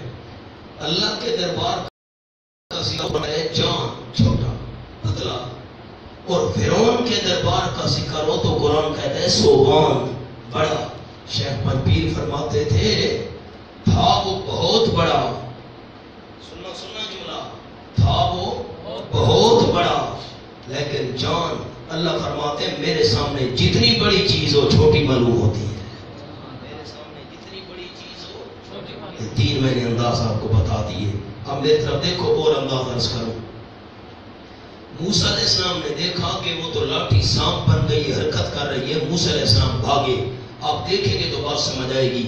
بھاگنے کے انداز ہوتے ہیں 2. ایک انداز یہ ہے کہ میں آپ کی طرف منہ کروں اور الٹا بھاگنا شروع کر دوں. اب تو لوں گا لیکن مجھے کوئی پتہ نہیں، پیچھے دیوار ہے، گڑا ہے، پتھر ہے، تیز نہیں بھاگ سکوں گا. اور اگر میں آپ کی طرف پشت کر لوں پھر میں تیز بھاگوں گا. تو موسیٰ علیہ السلام کیسے بھاگے؟ اللہ نے فرمایا واللہ بھاگے مدبرن، پیٹ پھیر کر. موسیٰ علیہ السلام نے سانپ کی طرف پیٹ کر لی اور بھاگنا شروع کر دیا. تو اس میں اشارہ ہو گیا کہ آہستہ نہیں بھاگے تھے، تیز تیز بھاگے تھے. اور دوسرا بڑا پیارا انداز، بھاگنے والا بندہ اگر پیچھے مڑ کر دیکھ لے تو رفتار کم ہو جاتی ہے. یہ تجربہ ہے. بھاگنے والا پیچھے دیکھے نا رفتار ضرور کم ہو جائے گی. لم یعقب، موسیٰ علیہ السلام نے پیچھے مڑ کر بھی نہیں دیکھا تاکہ رفتار کم. یا موسیٰ لا تخف، اللہ نے فرمایا موسیٰ علیہ السلام ڈرو نہیں. سامنے حاشیہ پڑھیں. مقصد یہ ہے آپ پڑھتے ہی نہیں، پڑھیں گے تو تجربہ ہوگا نا. مقصد یہ ہے کہ موسیٰ علیہ السلام باوجود اولو العزم رسولوں میں سے تھے، بڑی شان والے رسول، 5 رسول اولو العزم ہیں، آئے گی بات انشاءاللہ. اولو العزم رسولوں میں سے تھے اور ان کو اتنا بھی معلوم نہ ہو سکا کہ یہ سام مجھ کو ضرر نہ دے سکے گا. بس معلوم ہوا کہ ہر امر کا جاننے والا اللہ تعالیٰ ہے. یا موسیٰ لا تخف، اے موسیٰ علیہ السلام ڈرو نہیں. علت وجہ انی لا یخاف لدی المرسلون. سبحان اللہ. ورنہ میں یہاں جملہ لکھواؤں گا لیکن ذرا حوصلہ کرو، سادہ بات. انی ڈرو نہیں میرے پیغمبر. کیوں؟ انی لا یخاف لدی المرسلون، دربار میرا ہو اور ڈر غیروں کا. تو مناسب نہیں نا، دربار میرا ہو اور ڈر. سانپ کو دیکھ کر بھاگ رہے ہو، واہ میرے پیغمبر. مونا انشاءاللہ میں سورۃ طٰہٰ میں عرض کروں گا جملہ. ہم کیا چیز سے، اللہ کی رحمت ہمارے استادوں پر جنہوں نے قرآن سکھایا. اچھا یہ بتاؤ، یہاں میں جملہ سنا دوں آپ کی دلچسپی کے لیے جو نئے ساتھی اس سال دورے میں آئے ہیں. ابراہیم علیہ السلام. اچھا یہ پہلے مجھے بتائیں کہ جب سانپ بندے کو کاٹ لے تو یہ ضروری ہے بندہ ہے؟ نہیں ضروری. بندہ بچ بھی جاتا ہے، اکثر نہ بچ جاتے، کوئی ایک آدھ مان جائے تو مانے. اچھا اب موسیٰ علیہ السلام جو ڈر کر بھاگ رہے ہیں بھائی سانپ مجھے کاٹ لے گا، تو ضروری تو نہیں ہے کہ سانپ کے کاٹنے سے بندہ فوت ہو جائے. لیکن جب ابراہیم علیہ السلام کے لیے لوگوں نے آگ جلائی تھی، 1 مہینہ آگ جلتی رہی اور ڈالنے کا پروگرام تھا، ابراہیم علیہ السلام تو نہیں ڈرے تھے. حالانکہ وہاں تو ڈرنا چاہیے تھا. آگ میں ڈالا جائے تو بندہ بچے گا. 1 مہینہ آگ جل رہی ہے، اتنے شعلے آسمان سے باتیں کریں، وہاں تو بچنے کی امید نہیں تھی. ابراہیم علیہ السلام نہیں ڈرے، موسیٰ علیہ السلام ڈر گئے. میں سورۃ طٰہٰ میں انشاءاللہ جملہ عرض کروں گا، آپ کو دلچسپی کے لیے بھی سنا رہا ہوں. جو حادثہ، جو واقعہ، جو بات، آسان لفظ کہہ دوں، جو واقعہ، جو بات اللہ کی طرف سے ہو وہاں ڈرنا کمال ہے. اور جو مخلوق کی طرف سے بات پیش آئے وہاں نہ ڈرنا کمال ہے. یہ سانپ والا واقعہ کس کی طرف سے پیش آیا تھا؟ اللہ کی طرف سے. یہاں ڈرنا کمال ہے. اور جو آگ تھی وہ تو لوگوں نے جلائی تھی، وہاں نہ ڈرنا کمال ہے. اس لیے حدیث پاک میں آیا، 2 حدیثیں سناتا ہوں. آپ صلی اللہ علیہ وسلم درخت کے نیچے سو رہے تھے، بخاری شریف میں حدیث ہے. تلوار لٹکی ہوئی تھی، دشمن آیا، تلوار کو اتارا، پوچھا کون آپ کو بچائے گا؟ میں یمنو کا منی. آپ نے فرمایا اللہ. آپ نہیں ڈرے، حالانکہ آپ کے ہاتھ میں کچھ نہیں تھا، دشمن تلوار لے کر سر پر کھڑا ہے. جو واقعہ مخلوق کی طرف سے ہو اس میں نہ ڈرنا کمال ہے. حدیث پاک میں آیا تھوڑی سی ہوا تیز ہوتی، آندھی آتی، آپ صلی اللہ علیہ وسلم گھبرا کر مسجد میں آ جاتے، نماز شروع کر دیتے. اب آندھی سے کہنا آپ ڈر جایا کرتے تھے کہیں میری موجودگی میں امت پر عذاب تو نہیں آ رہا. جو حادثہ مخلوق کی طرف سے ہو نہ ڈرنا کمال ہے، اور جو اللہ کی طرف سے ہو اس میں ڈرنا کمال ہے. آپ سمجھ آ گئی؟ گوجرا والا کوئی گل سمجھ آئیے، عوام کو سنانا یہ تحفہ ہے آپ کے لیے. آؤ موسیٰ علیہ السلام ڈر گئے. یا موسیٰ لا تخف، علم تو سمندر ہے، ہم کیا چیزیں ہیں. یہ تو ساتھ کی باتیں آپ تک پہنچا رہا ہوں آسان انداز میں. ہم پھول نہیں پائے ہیں، خون دل صرف کیا ہے تو باہر آئی ہے. اور مجھے بڑی خوشی ہے. ایک تو میں روزانہ تمام اپنے شرکائے دورہ کے لیے دعا کرتا ہوں. 20 سالوں میں جن جن احباب نے ہمارے ہاں دورہ تفسیر میں وقت گزارا، اور مجھے بڑی خوشی یہ ہے کہ ہمارے دورہ تفسیر میں شریک ہونے والے ساتھی آگے دورہ تفسیر پڑھا رہے ہیں ملک کے اندر بے شمار جگہوں پر. مجھے یہ بہت خوشی ہے، میرا اور ہمارے اساتذہ کرام کا یہ صدقہ جاریہ ہے. یا موسیٰ لا تخف، لیکن محنت شرط ہے ہمارے دورے کے لیے. یا موسیٰ لا تخف، اے موسیٰ علیہ السلام ڈرو نہیں. اللہ انی لا یخاف لدی المرسلون. اس آیت کے 2 معنی ہیں، خیال کرنا. یہ جو نیچے آیات ذرہ رو لکھا ہوا ہے نا، اس کو 1 بنائیں، انگریزی والا 1 لکھیں اس پر.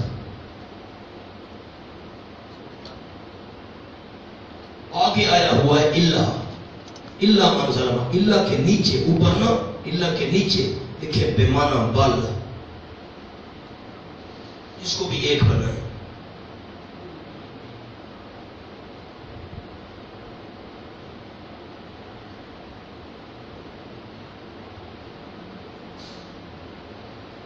اب اوپر آئے،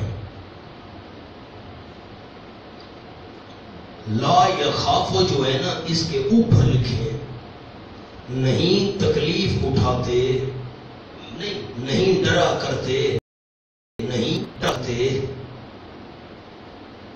اس پر نمبر 2 لکھے انگریزی والا، نہیں ڈرا کرتے، اس پر نمبر 2 لکھے. اللہ کے اوپر ایک لفظ لکھا ہوا ہے بمعنی لیکن، اس پر نمبر 2 لکھے. آگے ہے ثم بدلا، بدلا کے اوپر انگریزی والا 2 لکھے اور آگے لفظ لکھے تابا، توبہ سے تابا.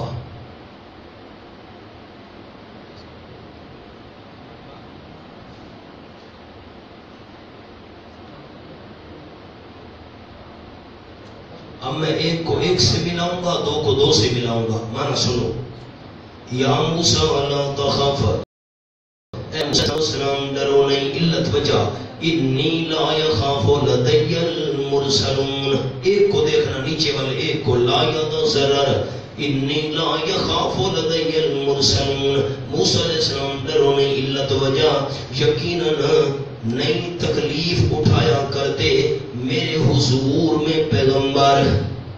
لا یتضررو، نئی تکلیف اٹھایا کرتے میرے حضور میں پیغمبر، میرے دربار میں پیغمبر تکلیف نہیں اٹھایا کرتے.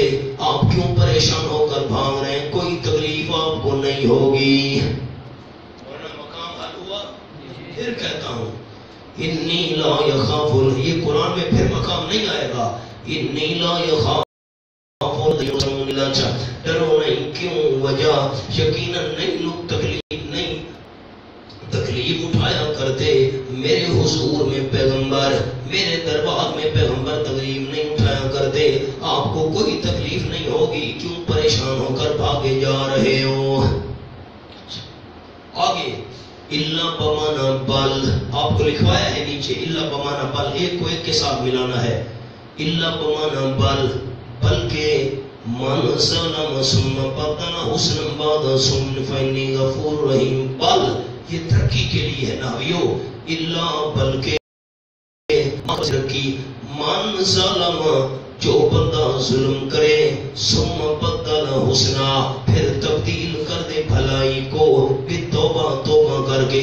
جو بندہ ظلم کرے پھر توبہ کرے، بھلائی کو تبدیل کرے، بعد سن برائی کے بعد، فإنی غفور رحیم، پر یقیناً میں اللہ بخشنے والا مہربان ہوں. میرے پیغمبر آپ رسول ہو کر کیوں پریشان ہو رہے ہیں؟ آپ کو کوئی تکلیف نہیں ہوگی.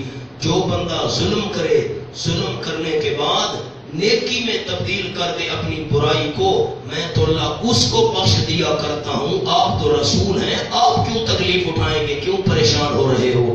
تسلی نہیں ہو رہی جب تک میں لکھواؤں گا نہیں. آگے 2 حاشیے لکھا ہوا ہے، ذرا اس کو دیکھو. حاصل معنی کا یہ ہے، اے موسیٰ علیہ السلام، پڑھو تو صحیح، میں کسی پر ظلم نہیں کرتا جو سبب خوف کا ہے، جو کہ سبب ڈرنا تو تب چاہیے نا جب اللہ معاذ اللہ کسی پر ظلم کرے تو بندہ ڈرے نا. حاصل معنی کا یہ ہے، اے موسیٰ علیہ السلام، میں کسی پر ظلم نہیں کرتا کہ جو سبب خوف ہے تاکہ مجھ سے بھاگے، بلکہ اگر کوئی خود ظلم کرے اور پھر توبہ کرے، بوجہ غفور رحیم ہونے کے میں بخش دیتا ہوں. از مولانا حسین علی. لیکن تسلی میری نہیں ہو رہی جب تک میں خود اپنا جملہ نہ لکھواؤں. لکھو جی.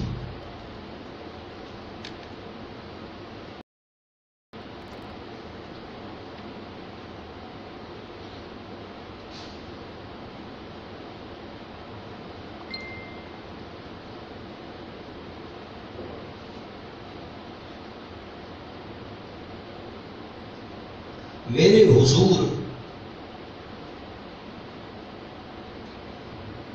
رسول تکلیف نہیں اٹھایا کرتے.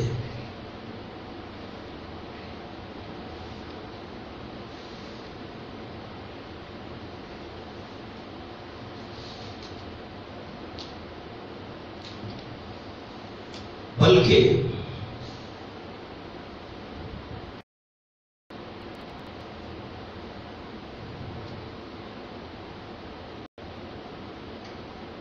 جو بندہ ظلم کرے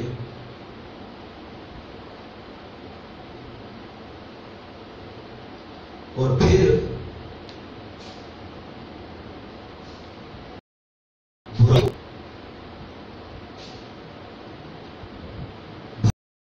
بھلائی نہیں کرے،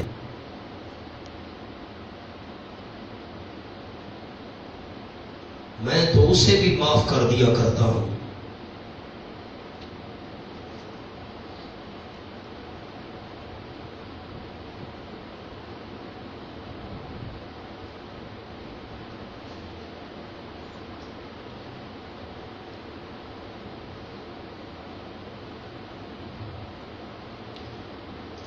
رسول کو ڈرنے کی کیا ضرورت؟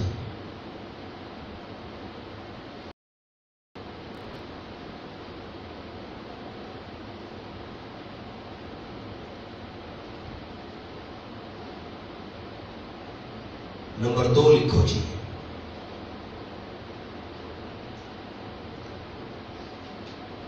نہیں ڈرا کرتے میرے حضور میں پیغمبر۔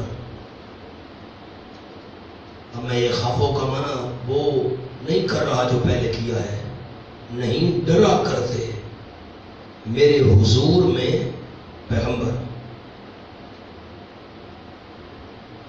میں نے آپ کو اللہ کے اوپر لا کے لکھا ہوا نمبر 2 لکھوایا تھا، اب میں دوسرا معنی کر رہا ہوں، خیال کرنا۔ لیکن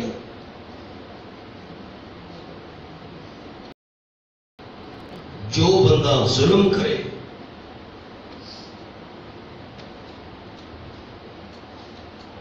اب آیت کو دیکھیں، یخافو نیچے لکھا ہوا ہے، ظلمہ کے نیچے فَإِنَّهُ یخافو لکھا ہوا ہے، نہیں دیکھا آپ نے، لکھا ہوا ہے اس فَإِنَّهُ یخافو پر بھی انگریزی والا 2 لکھو، اب 2 کو آپس میں ملائیں گے۔ میں نے بدلہ پر آپ کو تابہ لکھوایا ہے، نمبر 2 لکھا ہوا ہے، اب 2 کو 2 کے ساتھ ملائیں گے، خیال کرنا۔ لیکن جو بندہ ظلم کرے، کیا اللہ لکھوائے؟ جو بندہ ظلم کرے اسے ڈر ہوتا ہے کہ اللہ ناراض نہ ہو جائے۔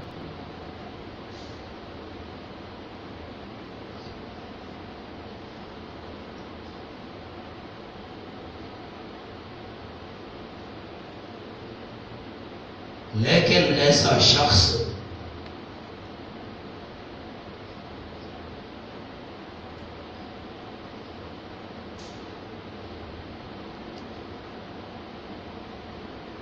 برائی کے بعد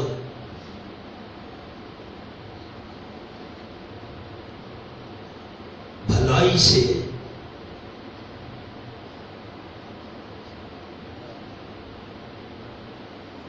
اس کی تلافی کر دے،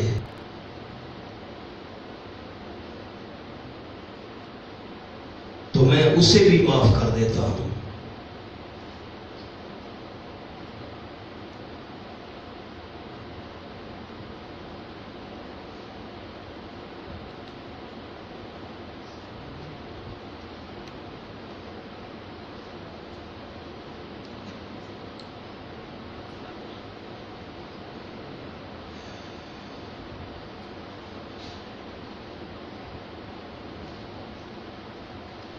ساتھی میری طرف دیکھیں، میں آپ کو انتہائی آسان انداز میں یہ بات سمجھاؤں،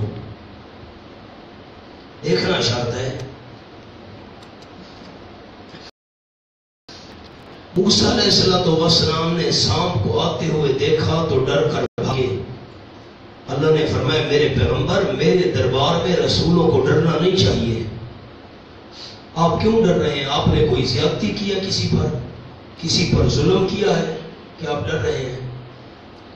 جو بندہ ظلم کرے اور ظلم کرنے کے بعد اپنی برائی کو بھلائی میں تبدیل کر دے، اللہ سے معافی مانگ لے، نیکیاں شروع کر دے، میں اللہ تو اس کو بھی بخش دیا کرتا ہوں۔ آپ سے تو کوئی ظلم اور زیادتی ہوئی نہیں، آپ کیوں ڈر رہے ہیں؟ ڈرنا اس کو چاہیے جو ظالم ہو، سمجھو، ڈرنا اس کو چاہیے جو ظالم ہو. آپ تو عادل ہیں, آپ کیوں آپ نے کوئی ظلم کیا ہے, آپ نے کوئی گناہ کیا ہے, آپ نے کوئی زیادتی کی ہے. آپ نے ڈرنا تو اس کو چاہیے جس نے کوئی گناہ کیا ہو, کوئی زیادتی کی ہو, کوئی ظلم کیا ہو, اس کو ڈرنا چاہیے. آپ کیوں ڈر رہے ہیں؟ اور ہاں یہ بھی سن لو, جس بندے نے زیادتی کی ہو, گناہ کیا ہو, اور وہ مجھ سے معافی مانگ لے, نیکیاں شروع کر دے, میں تو اس کو بھی بخش دیا کرتا ہوں. ڈرنا اس کو بھی نہیں چاہیے. آپ سے تو کوئی غلطی ہوئی نہیں, آپ کیوں ڈر رہے ہیں؟ مقام حل ہوا. آگے چلو, پھر کوئی بات پوچھنی ہو بعد میں پوچھ لینا. وَأَدْخِلْ يَدَكَ فِي جَيْبِكَ, معجزہ ثانیہ داخل کیجیے ہاتھ, ید پر لکھو دایاں, دایاں ہاتھ اپنی بغل میں. تخرج بیضاء من غیر سوء, نکلے گا سفید ہو کر بغیر کسی تکلیف کے. فی 9 آیات الی فرعون وقومہ, فی 9 آیات, نیچے لکھا ہے ارسلنا فی 9 آیات, بھیجا ہم نے 9 نشانیوں میں, یعنی 9 نشانیاں دے کر موسیٰ علیہ السلام کو فرعون کی طرف اور اس کی قوم کی طرف.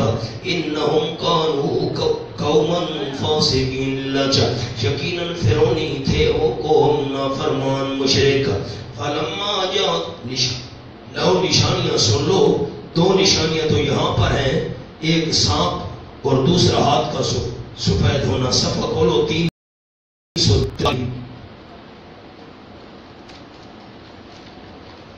343 سورۃ اعراف.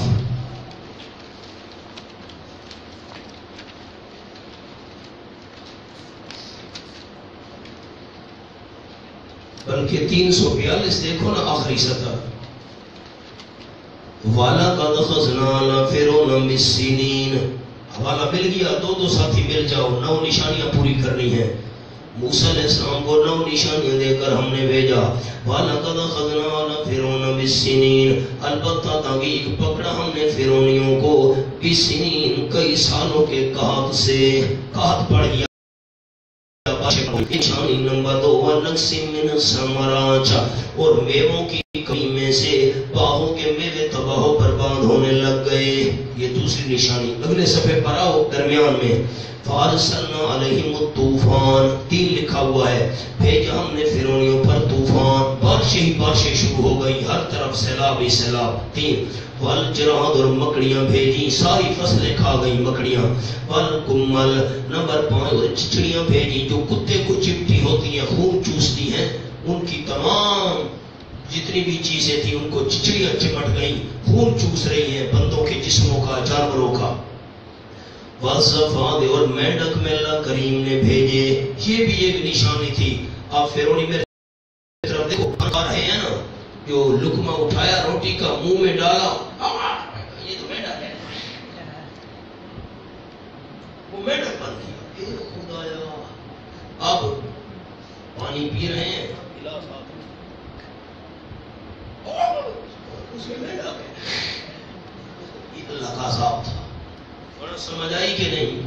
چپ کر گئے, آپ کو دکھا دیا. وَالصَّفَادِ, مینڈک بھیجے. وَالدَّمْ, اور خون, ہر چیز خون بن جاتی تھی. پانی پی رہے ہیں, خون بن گیا. روٹی کھا رہے ہیں, خون و خون ہو گئی. یہ 7 یہ نشانیاں ہو گئی اور 2 یہ ہو گئی. تو کتنی ٹوٹل نشانیاں ہو گئی؟ 9. آؤ سبق پر. سبحان اللہ. فلما جاءتهم آیاتنا مبصرہ, جب کہ آئیں ان فرعونیوں کے پاس ہماری نشانیاں مبصرۃ, سمجھانے کے لیے. قالوا, اناد قوم سے وہ کہنے لگے, ھذا سحر مبین, یہ جادو ہے کھلم کھلا. وجحدوا بها, دلیل اناد, ضد کی دلیل. انکار کیا ان فرعونیوں نے بها, ان نشانیوں کا. واستيقنتها انفسهم, یہ جملہ حالیہ معترضہ ہے, واو حالیہ ہے, خیال کرنا مانے پر ناوی. وجحدوا بها, انکار کر دیا ان فرعونیوں نے ان نشانیوں کا. واستيقنتها, درہا لے کے یقین کر چکے تھے ان نشانیوں کو. انفسهم, ان کے دل کر چکے تھے, یہ حق ہے, یقین کر چکے تھے, یقین کر چکے تھے ان نشانیوں کو ان کے دل کی اللہ کی طرف سے ہیں. اچھا انکار کیوں کیا؟ ظلم و علوا, اس ظلمن کا تعلق جہدو سے ہے، علوون کا تعلق جہدو سے ہے۔ انکار کیوں کیا فرعونیوں نے نشانیوں کا؟ ظلمن مفعول لہو، واسطے ظلم کرنے کے، وعلوون اور واسطے سرکشی کے۔ ظلمن پر ایک لفظ لکھا ہوا ہے آیات کا قدر ان کے رتبے سے گھٹانا۔ یقین کر چکے تھے کہ یہ اللہ کی طرف سے ہیں، لیکن انکار کیوں کیا؟ ان آیات کا قدر گھٹانا چاہتے تھے۔ جا جاؤ بڑی نشانیاں لے کر آئے، یہ کیا چیزیں ہیں یہ؟ اور علوون اپنے آپ کو مرتبے سے بڑی چیز ہے، یہ نشانیاں کچھ نہیں، ہم نہیں مانتے، جاؤ لے جاؤ، یہ انکار کر دیا۔ فانظر کیف کان عاقبۃ المفسدین، پر دیکھ تو کیسے ہوا انجام فسادیوں کا۔ مولانا خلاصہ یہ قصہ اللہ نے کیوں سنایا اس سورت کے اندر؟ سورت میں دو دعوے ہیں، سب کچھ جاننے والا صرف اللہ، سب کچھ کرنے والا صرف اللہ۔ تو یہ جو قصہ ہے اس دعوے سے متعلق ہے، سب کچھ جاننے والا صرف اللہ۔ موسیٰ علیہ السلام کو یہ پتہ بھی نہیں تھا سانپ مجھے نقصان نہیں دے سکے گا۔ قصہ ثانی، وَلَقَدْ آتَيْنَا دَاوُودَ وَسُلَيْمَانَ عِلْمًا، اور البتہ تاکہ دیا ہم نے حضرت داؤد علیہ السلام اور سلیمان علیہ السلام کو علم لکھا ہے، علم شریعت و ملک داری۔ ملک کیسے ہے؟ یہ نعمت مشترکہ اول ہے، دونوں باپ بیٹوں کو یہ نعمت ملی علم والی۔ وَقَالَا نعمت شکر، اور دونوں کہنے لگے یہ بھی شکر ادا کرنا اللہ کی نعمت ہے۔ دونوں کہنے لگے الحمدللہ، اور کہنے لگے بطور شکر و تحدیث نعمت، اللہ کی نعمت کو بیان کرنا، واقعی اللہ نے ہمیں یہ نعمتیں دی ہیں۔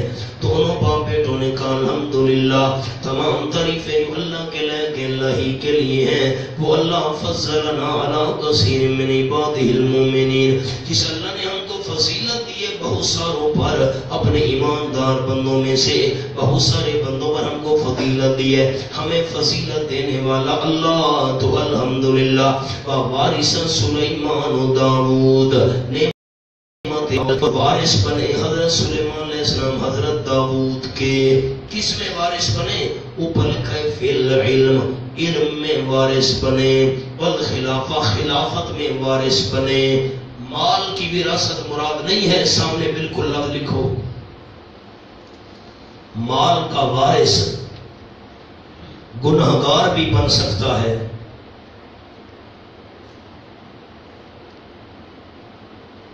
یہ فضیلت کی چیز نہیں۔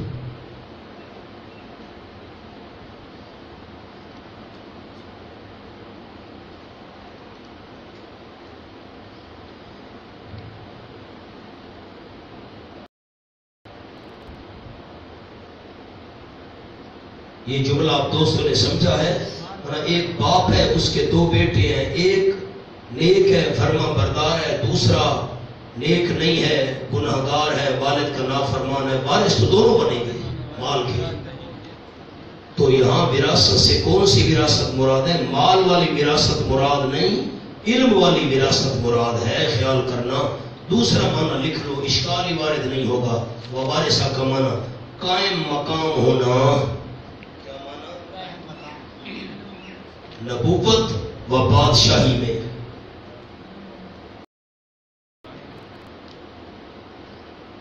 نبوت و بادشاہی میں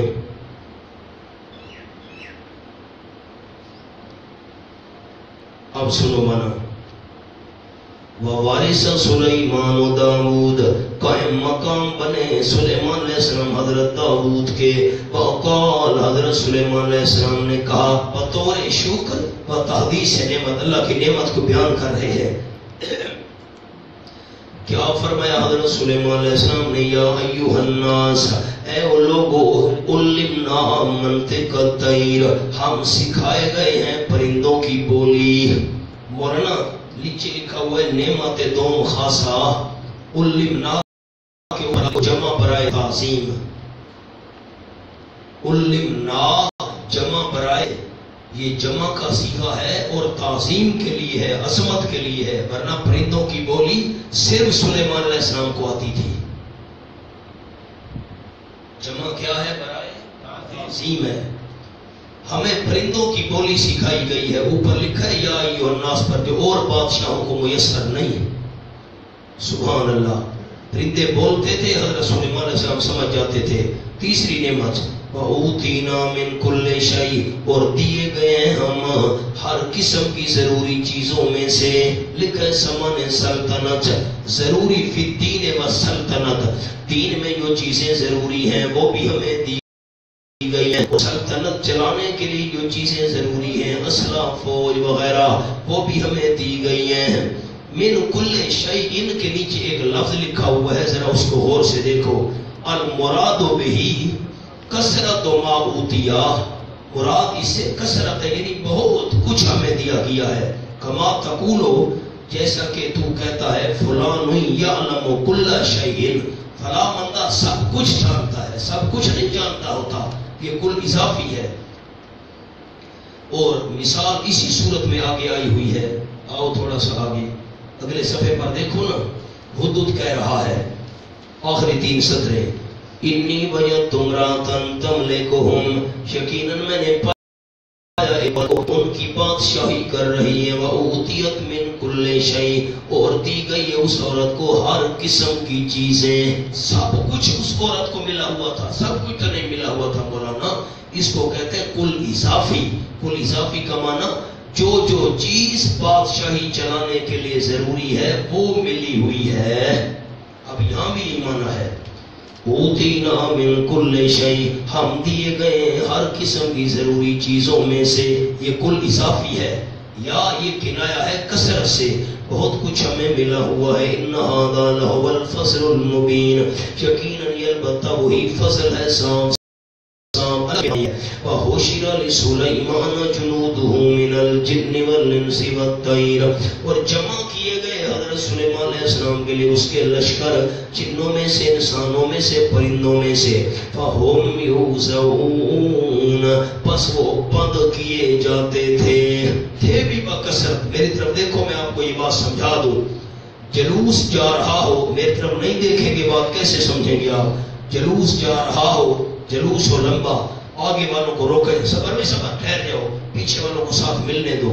درمیان میں خلا آ گیا ہے، پھر پیچھے والے مل جاتے ہیں، جلوس روانہ. صبر میں صبر، ٹھہرو، بندے پیچھے رہ گئے، ان کو ذرا آنے دو، اکٹھے ہو جائیں. تو یہ روکا اس لیے جاہلوں کو تاکہ تعداد زیادہ ہوتی ہے، خلا درمیان میں آ گیا ہے. اگر بندے تھوڑے ہوں 2-4 ان کو روکنے کی کیا ضرورت. تو اس میں اشارہ ہے کہ لشکر بہت بڑا تھا، آگے والوں کو روکا جاتا تھا، سارے مل کر چلو. ایک مطلب. دوسرا مطلب لکھا ہوا ہے آپ کے پاس فَهُمْ يُوزَعُونَ، شاہ صاحب نے معنی کیا نمبردار تقسیم کیے جاتے تھے. ہر جماعت کا ایک لیڈر تھا، ایک بڑا تھا. تو نے بھائی اس جماعت کو کنٹرول کرنا ہے، تو نے فلاں جماعت کو. اب یہ تب امیر مقرر کیا جاتا ہے ہر جماعت میں جب تعداد زیادہ ہو. خلاصہ یہ نکلا بہت بڑا لشکر تھا. حتی اذا اتوا علی وادی النمل، سبحان اللہ، حتی اذا اتوا علی وادی النمل، اس پر ایک جملہ لکھا ہوا ہے چھوٹا سا اوپر. القصہ پڑھو تو صحیح. ان کے علم کی نوبت یہاں تک آئی کہ اللہ تعالیٰ نے چیونٹی کی آواز سنا دی. ایک چھوٹا سا لفظ میں نے بھی لکھوانا ہے، ایک لفظ حتی پر لکھ لو. سارو، سین الف سا، سارو، وہ چلے چلے چلے چلے. لشکر جا رہا ہے، لشکر چلا چلا، لشکر والے چلے چلے. حتی اذا اتوا علی وادی النمل، یہاں تک کہ جس وقت پہنچ گئے چیونٹیوں کی وادی پر. قالت نملۃ، کہا ملکہ چیونٹی نے. کیا مانا کیا؟ مکوڑے نہیں تھا. قالت نملۃ، کہا ملکہ چیونٹی نے دوسری چیونٹیوں کو. یا ایھا النمل ادخلوا مساکنکم، اے وہ چیونٹیوں داخل ہو جاؤ اپنے سوراخوں میں. لا یحطمنکم سلیمان وجنودہ، نہ روند ڈالے تم کو سلیمان علیہ السلام اور اس کے لشکر. وہم لا یشعرون، لیکن ان کو پتہ بھی نہیں چلے گا. میری طرف دیکھو سارے ساتھی. حضرت قتادہ رحمت اللہ علیہ یہ تابعی تھے، صحابہ کرام کو دیکھنے والے ایماندار شاگرد ان کے، اور بڑے عالم تھے. انسان ہے نا، بس کمی بیشی تو ہو جاتی ہے. کوفہ میں پہنچے، اس مقام پر مفسرین نے لکھا ہے تو لوگ قتادہ آئے ہیں رحمہ اللہ. حضرت قتادہ نے مجمع میں فرمایا جو مرضی آتی ہے مجھ سے پوچھو بات. اب یہ بہت بڑا دعویٰ ہے بھائی، جو مرضی ہے پوچھو. امام ابو حنیفہ رحمۃ اللہ علیہ اسی مجمع میں موجود تھے، اتنی بڑی عمر کے نہیں تھے، نوجوان سے تھے. تو انہوں نے ساتھ والے بندے کو کہا جو ساتھ کھڑا تھا، چاچا یہ حضرت قتادہ سے پوچھ جس چیونٹی نے کہا تھا ادخلوا مساکنکم، چیونٹیوں سوراخوں میں چلی جاؤ، وہ کہنے والی نر تھی کہ مادہ؟ اس بندے نے کہا حضرت جی آپ نے فرمایا جو چاہو پوچھو. جی ہاں، یہ نملہ جو تھی کہنے والی سوراخوں میں چلی جاؤ، یہ نر تھی کہ مادہ؟ مجھے کیا پتا نر تھی کہ مادہ. چپ. تو پچھلی ساری بات پر پانی پھر گیا. مولانا ایسا دعویٰ نہیں کرنا چاہیے. اس بندے نے امام صاحب سے کہا بیٹا تجھے پتا ہے وہ نر تھی کہ مجھے پتا ہے. تجھے کیسے پتا ہے؟ کون تھی؟ امام صاحب وہ مادہ تھی. مادہ تھی. دلیل فرمایا قرآن میں ہے قالت. یہ مؤنث کا صیغہ ہے کہ مذکر کا؟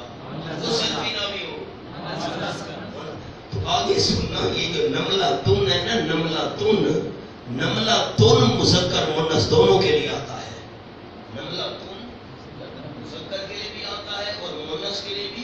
لیکن قالت پیچھے بتا رہا ہے، پیچھے کیا بتا رہا ہے؟ قالت نملۃ. اس لیے کہہ رہا ہوں ملکہ چیونٹی.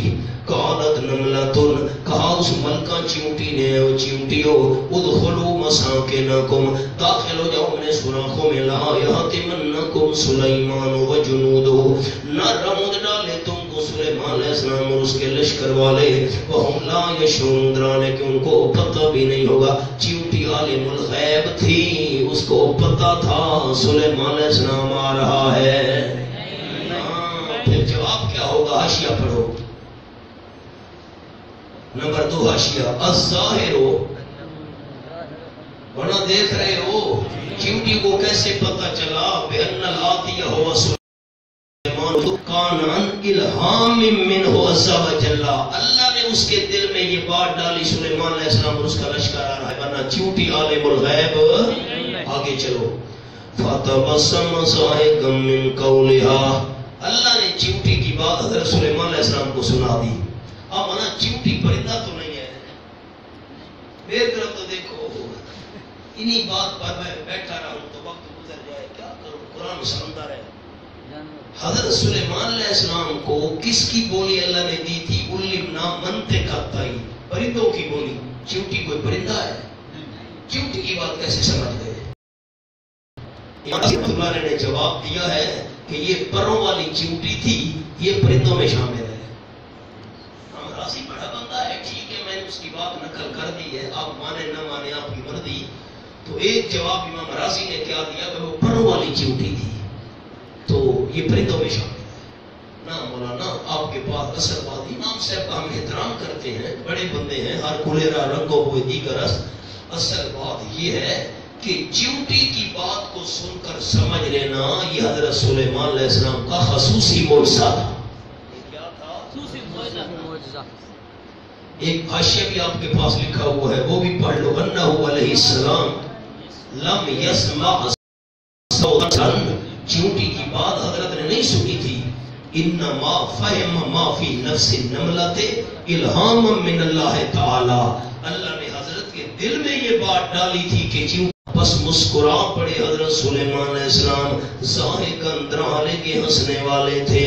من قولہا، اس کی بات کی وجہ سے، چیونٹی کی بات کی وجہ سے حضرت سلیمان علیہ السلام مسکرا کر ہنس پڑے. باوجود اس صغر جسم دیکھو چھوٹا سا، اتنی ہوشیاری. وقال کہنے لگے رب اوزعنی ان اشکر، پروردگار سبحان اللہ میری قسمت میں کارشاس کہ میں عمل کرتا رہوں نیک، نیچے لکھا ہے تماماً ہمیشہ ہمیشہ کرتا رہوں. یہ بدنی سعادت ہے جسم کے ساتھ. تروزہ ہو ایسے نیک کمال جن سے تو راضی ہو جائے، عمل مقبول کرنے کی مجھے توفیق دے. وادخلنی برحمتک فی عبادک الصالحین، اور مجھے داخل کر اپنی خاص رحمت کے ساتھ، خاص رحمت کے ساتھ داخل کر فی عبادک الصالحین، اعلیٰ درجے کے نیک لوگوں میں، انبیاء میں. اوپر ایک لفظ ہے پڑھ لو، قرب مبدل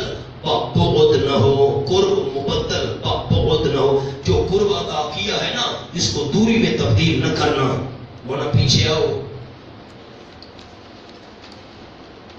فتبسم پر ایک لفظ عرض کرتا ہوں، فتبسم ایک ہوتا ہے تبسم، تبسم کہتے ہیں مسکرانے کو، میری طرف دیکھو، تبسم ذہن کہتے ہیں ہنسنے کو، ہنسنا یہ ہے کہ بندہ خود سنے،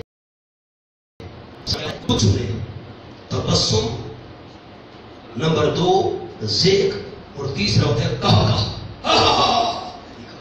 یہ دوسرے سنے، یہ جائز نہیں ہے، یہ حرام ہے۔ تبسم ذہن کہا، 3 میں نے باتیں آ دی، تبسم مسکرانا، ذہن بندہ ہنسے اور خود سنے، اور کہا دوسرے سنے، کہا جائز نہیں ہے، وہ حرام ہے۔ ایک بات تو جان بوجھ کر کچھ لے لینا، ان کو پتہ ہی نہیں چلے گا۔ معلوم ہوتا ہے چیوٹی کا بھی عقیدہ تھا، پیغمبر بھی ظالم نہیں ہوتا، ساتھی بھی ظالم نہیں ہوتے، اور علامہ آلوسی کہتا ہے کہ یہ بہت بڑی عبرت کی بات ہے ان لوگوں کے لیے جو آپ صلی اللہ علیہ وسلم کے ساتھیوں پر الزام لگاتے ہیں کہ معاذ اللہ صحابہ نے حضرت علی پر ظلم کیا، حضرت فاطمہ پر ظلم کیا، ان کو جو ہے فتح والا باغ نہیں دیا، خلافت ان سے چھین لی۔ چیوٹی کا عقیدہ ہے سلیمان علیہ السلام کے ساتھی ظالم نہیں ہو سکتے، تو آمنہ کے لال کے صحابہ کیسے ظالم ہو سکتے ہیں، معاذ اللہ۔ ایک اور بڑی پیاری سی بات ہے، لکھ لو، بلاغت کے انداز آپ کو لکھواتا ہوں۔ چیوٹی نے یہ جملہ بولا ہے نا، اس میں بڑے عجیب عجیب انداز ہیں، 9 باتیں میں لکھواتا ہوں، جلدی کرو۔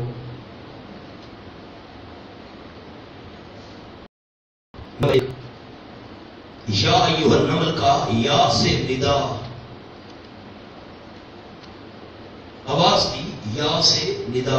نمبر 2 ایھا سے تنبیہ۔ نمبر 3 نمل معین کیا، یعنی ان کو کہہ رہی ہو چیوٹیو چیوٹیو تمہیں کہہ رہی ہوں، نمل سے معین کیا۔ نمبر 4 ادخلوا سے حکم دیا۔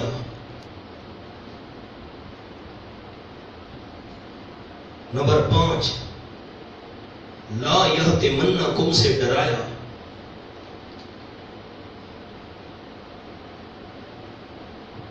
نمبر 6 سلیمان سے مخصوص کیا، خاص سلیمان علیہ السلام کا ذکر مخصوص کیا، وہ تمہیں نہ ڈالے۔ نمبر 7 جنود سے جنود سے عام کیا، وہ خاص تمہیں چڑھا کیا نا، وہ بھی کچھ ڈالیں گے۔ نمبر 8 ہم لا یشعرون، ہم سے اشارہ کیا۔ نمبر 9 لا یشعرون سے عذر بیان کیا۔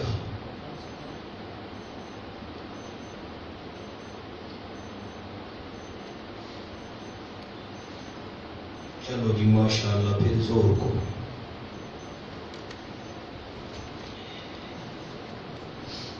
الحمدللہ